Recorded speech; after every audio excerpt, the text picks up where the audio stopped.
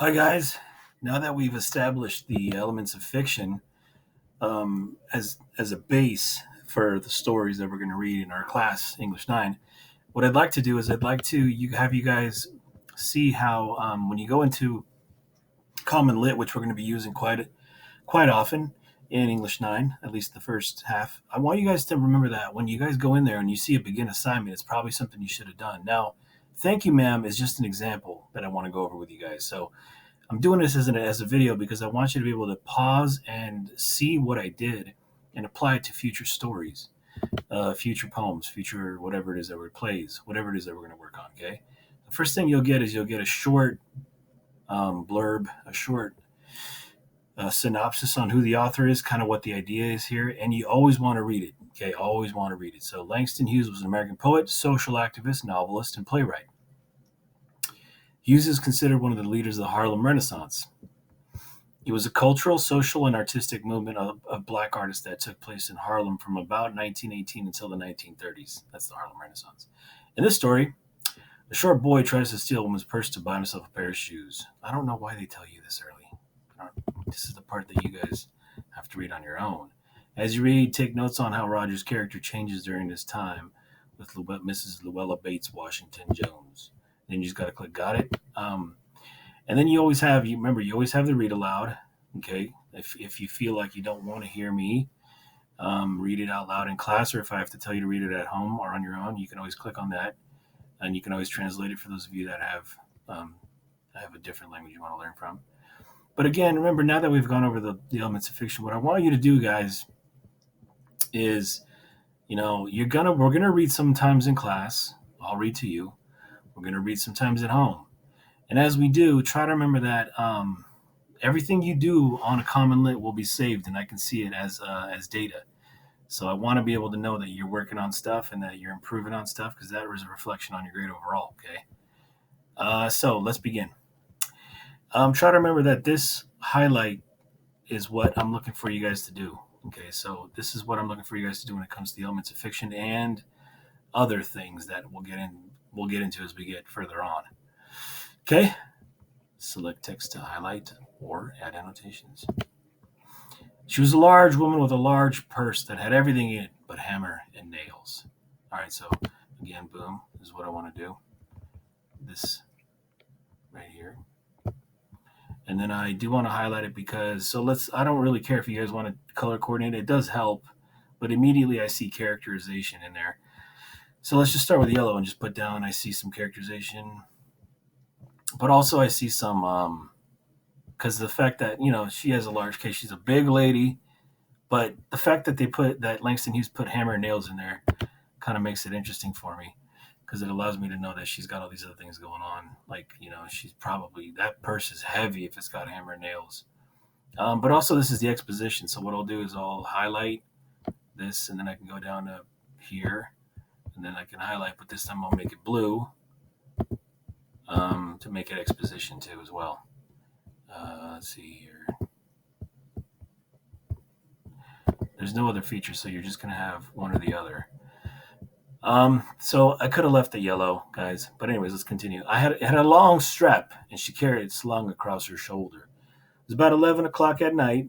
Let's see I'm just going to highlight this part, 11 o'clock at night. And you got setting already. So setting. The strap broke with the single tug the boy gave it from behind. But the boy's weight and the weight of the purse combined caused him to lose his balance. So instead of taking off full blast as he had hoped, the boy fell on his back on the sidewalk and his legs flew up.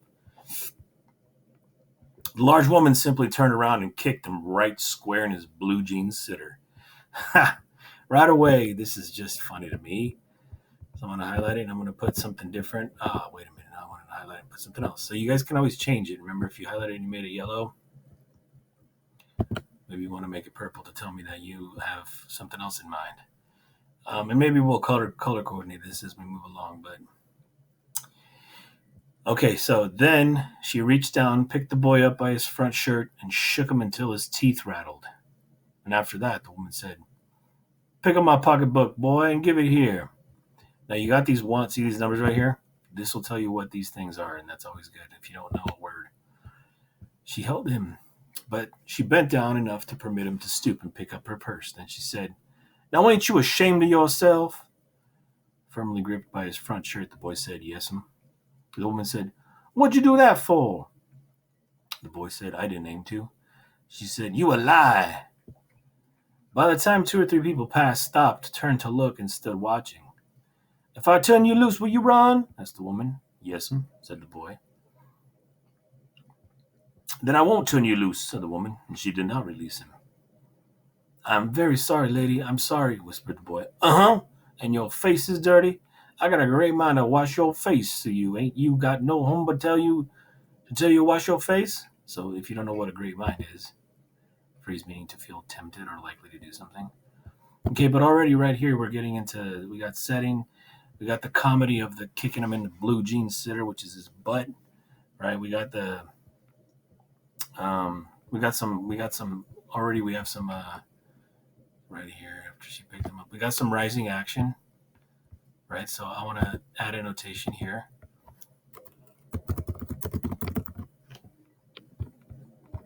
Okay, that's the kind of stuff. So that's the kind of stuff I wanted to see. Sorry I didn't add it earlier. This is comedic for me, but it's also rising action. Right? Comedic. Ha. Rising action. And I hate it when I don't do this because I'm not a teacher. You know.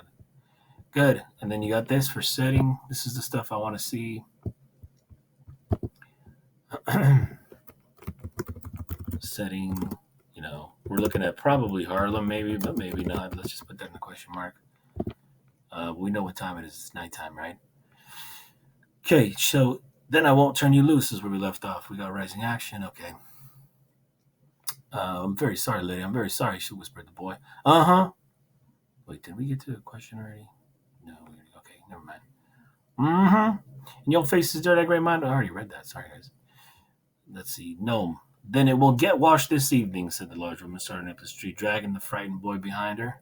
All right, so more rising action. So let's highlight this. And then what color did I make the first rising action? It doesn't really say. I think we might have made it plot. What was plot? Maybe it was pink. I don't remember quite. But, and also want to put rising action here because this is a part where the story starts to take a turn. Because what's she doing? She's taking him somewhere, and we don't know yet exactly. As he looked as if he were 14 or 15, frail and willow wild, in tennis shoes and blue jeans. The woman said, "You ought to be my son. I would teach you right from wrong. The least I can do right now is wash your face. Are you hungry?" "No," said the bean-dragged boy. "I just want you to turn me loose." Was I bothering you when I turned that corner?" asked the woman. "Nope." "But you put yourself in contact with me," said the woman. "If you think that contact is not going to last a while, you got another thing coming. When I get through with you, sir, you are going to remember Mrs. Luella Bates Washington Jones." Okay, this is a lot of good characterization, so I'm going to highlight this. Make it a specific color again. Let's do purple. Then I'm going to highlight it again. And I'm going to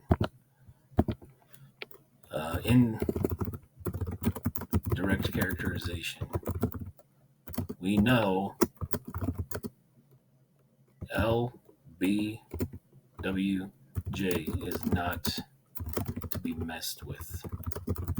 Right? We can tell by the way she talks, like, "What are you messing with me, boy, when you know I don't take kindly to people doing what they did."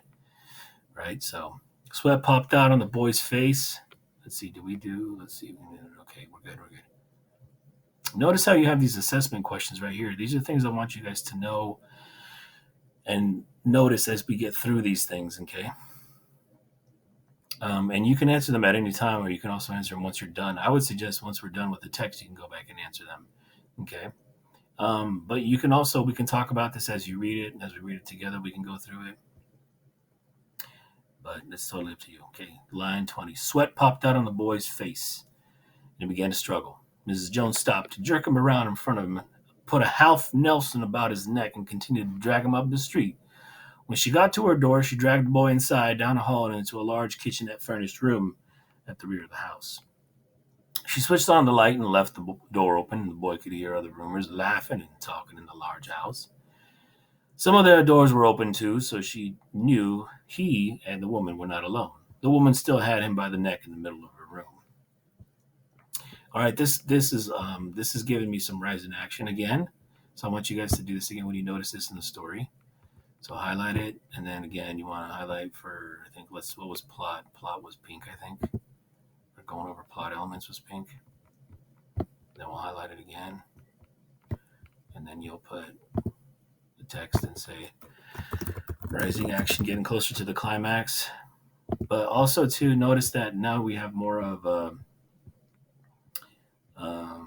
some indirect characters there. No, it's some indirect characterization. I think we already covered that. Sorry. Some of the doors were setting change. That's what I was thinking. The change of the setting. So it's a large rooming house. So it sounds like it's kind of like a not like quite like a hotel, but a large house could be. I didn't highlight it, but change in setting could be they're in an apartment of some kind or a boarding room of some kind. She said, "What's your name?" "Roger," answered the boy. "Then Roger, you got that sink and we'll go to that sink and wash your face," said the woman, whereupon she turned him loose at last. Roger looked at the door, looked at the woman, looked at the door, and went to the sink. That's good stuff.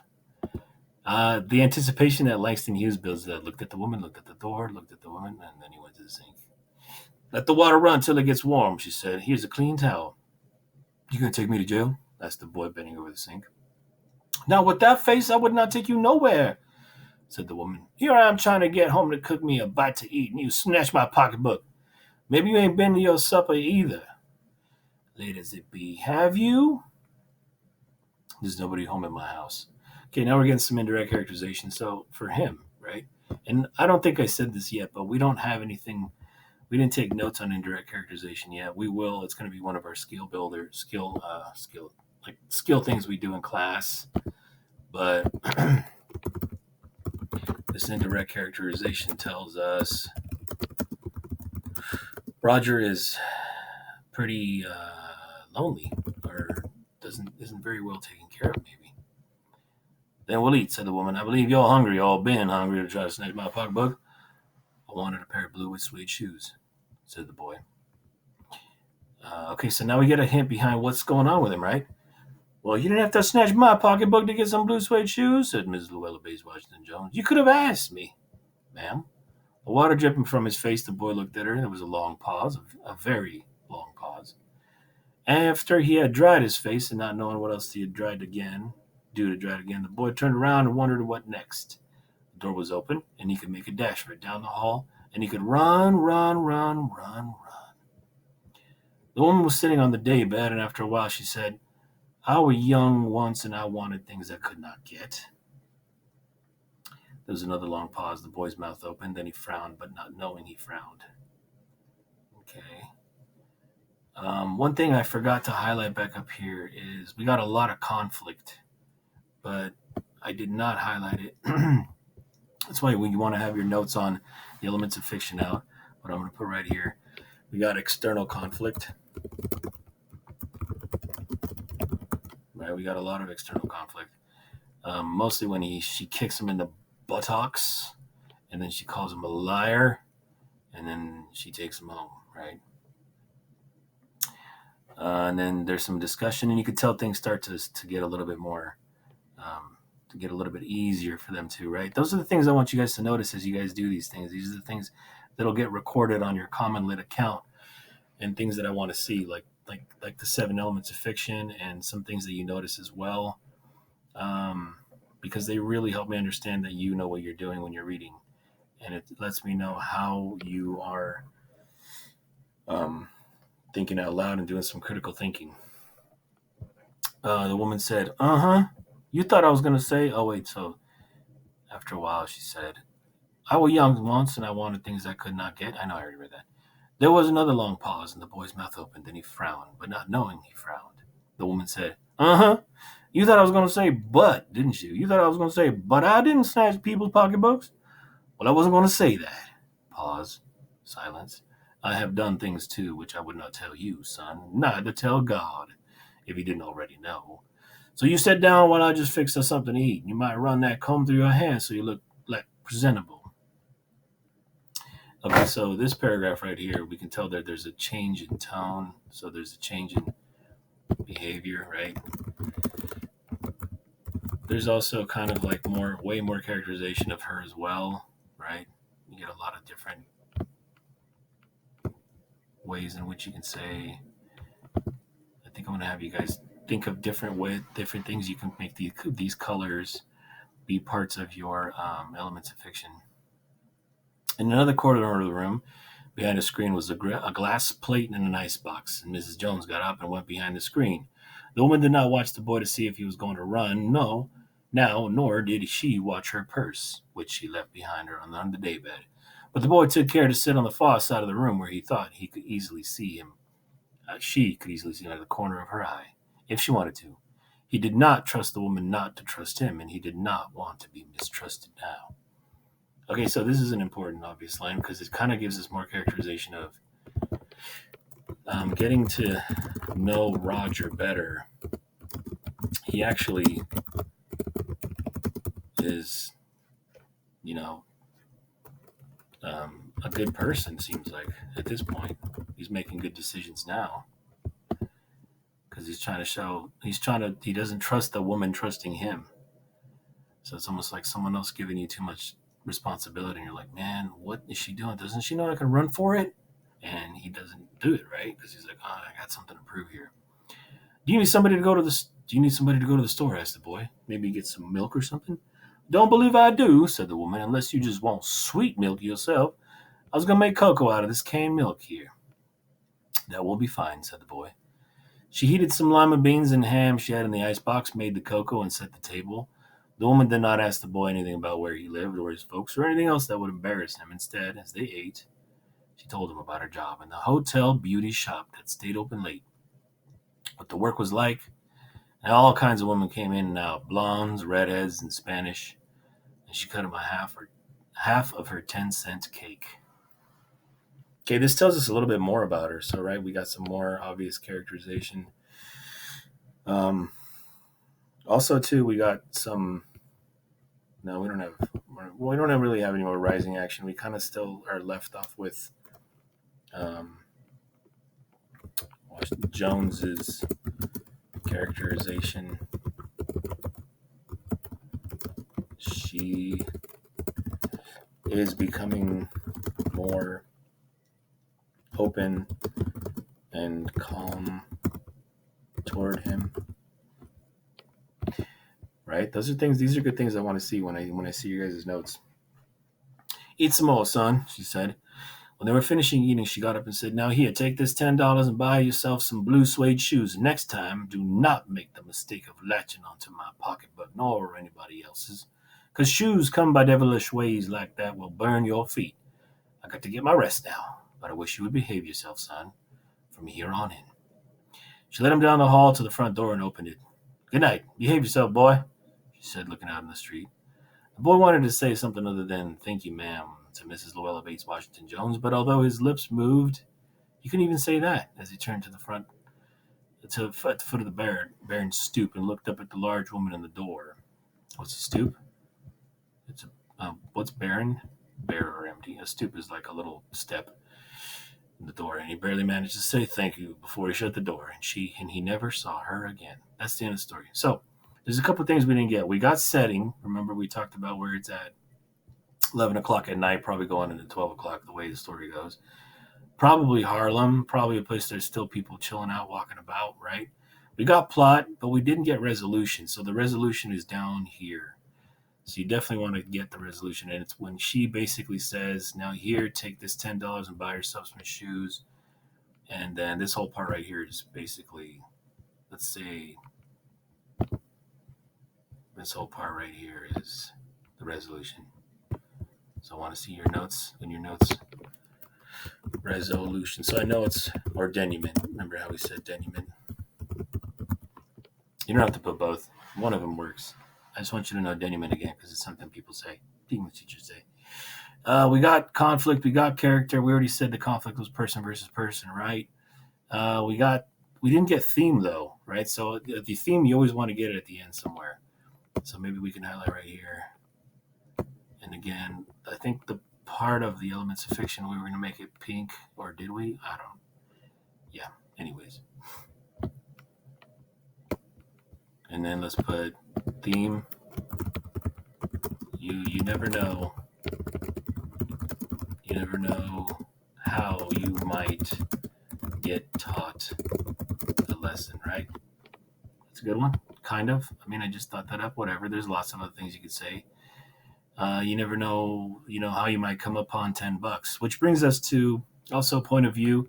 The point of view, you could tell we know both of their point of view. We know both of their thoughts, ideas, whatever's going on through their head. So it doesn't matter where you tell me a point of view, but since we already have it up here, let's just put, doesn't matter where. Let's have a part where it says they think.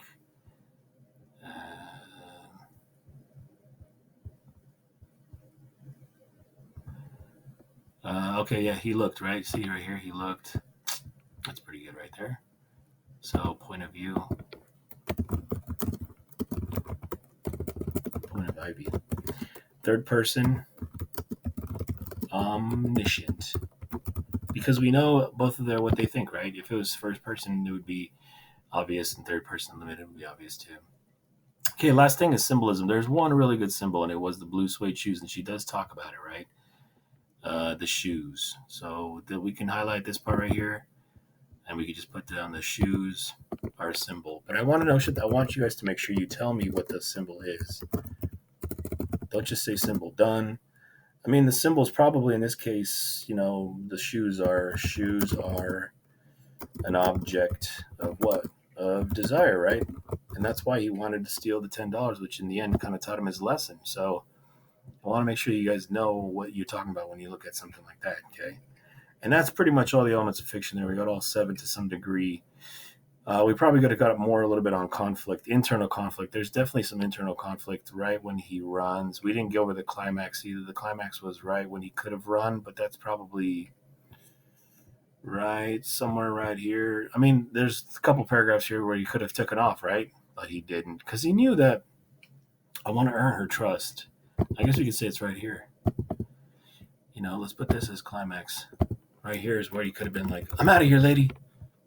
But instead he stays and he wants to earn her trust. He wants to do something good. He wants to realize that there's potential for old Roger, right?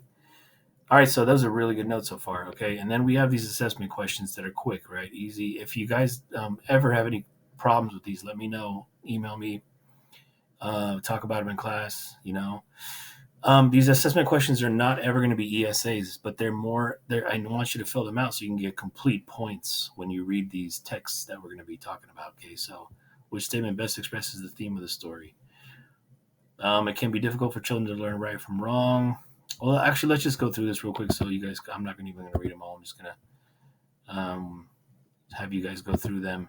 Now, I want you to get them right, but if you don't get them right, that's okay, because I don't want you to get to the point where you feel like you're going to have to cheat, going to someone else, talking to someone else, or, just flying through real quick because you didn't do it, you know what I'm saying, and you're late or something.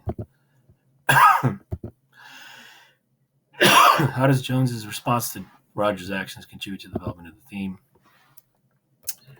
Well, her example taught him a lesson in blah, blah, blah, lots of stuff, right? So let's save it, and then you're done. Submit your assignment. And then, are you ready to submit? You have answered all the questions. Are you sure you want to submit? Always click yes, unless, you didn't do something or you took a break and went back and something like that. You'll always see this grading in progress. That'll always be there until it's done, and then you'll see what your performance is. Right under here, my performance, when your teacher says they're done, which is me. But that's how it goes. Okay. Let me know again if you guys have any questions. Otherwise, this is how it's going to work. And I hope this really helps because we're going to be doing a lot of other assignments on Common Lit that deal with specific things that we are going to cover. Okay. All right, guys, head back to class.